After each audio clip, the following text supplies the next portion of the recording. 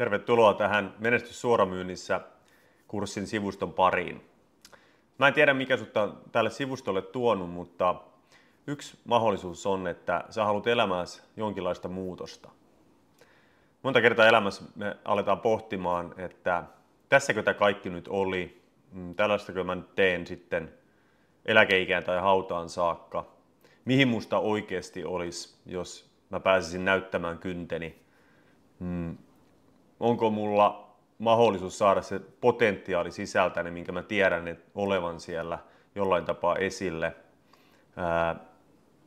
Teekö mä jotain merkityksellistä elämässäni vai voisiko se olla vielä jotain muuta? Elääkö mä taloudellisesti sellaista elämää kuin mä haluan vai voisiko sitä parantaa?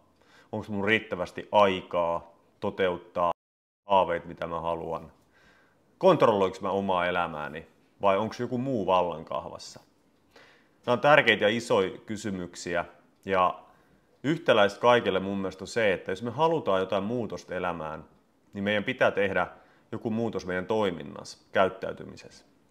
Esimerkiksi monet hakee parempaa taloudellista tilannetta, taloudellista turvaa tulevaisuuteen, mutta se ei välttämättä se normaali palkkatyö tai nykyinen yritystoiminta, niin se ei tunnu vievän siihen oikeaan suuntaan. Me tarvitaan siis erilainen työkalu niiden unelmien ja tavoitteiden saavuttamiseen. Ja mun mielestä yrittäjyys on paras mahdollinen työkalu, koska silloin sulla on kontrolli 100% itselläsi ja sen lisäksi se yrittäjyys haastaa. Ja se kaikki potentiaalin esiin saaminen, se vaatii sitä, että me tehdään jotain, mikä haastaa, mikä opettaa meitä. Toki siellä on se iso palkinto myös, ja se on se motivaattori, joka saa meidät aloittamaan, mutta se potentiaali tulee aina pelkästään sen kasvun ja haastamisen kautta esille.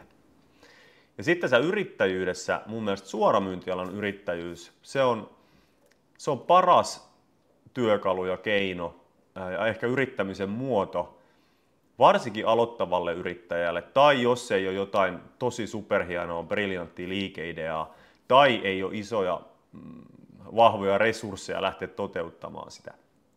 Tai sitten susta tuntuu, että joo, yrittäjyys voisi olla ihan kiva, mutta olenko mä yksin, kuka mua auttaa, hyppäänkö mä tyhjän päälle.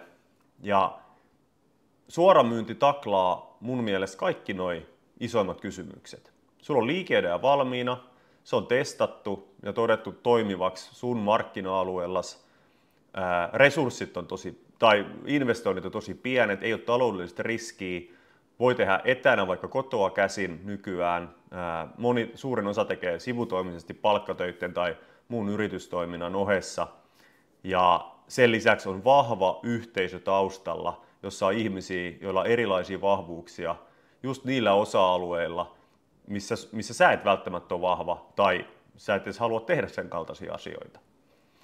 Ja tämä on se yhteisövoima ja se on mun mielestä suoramyynnin yksi tärkeimpiä asioita. No mitä tämä ala voi tarjota sulle? Mä en sitä voi tietää. Tämä on muuttanut mun elämäni ihan täysin. Mä lähdin nuorena joskus hakemaan rahat lentolupakirjaan, mutta tämä antoi paljon muutakin. Tämä antoi ihan uuden suunnan mun elämälle.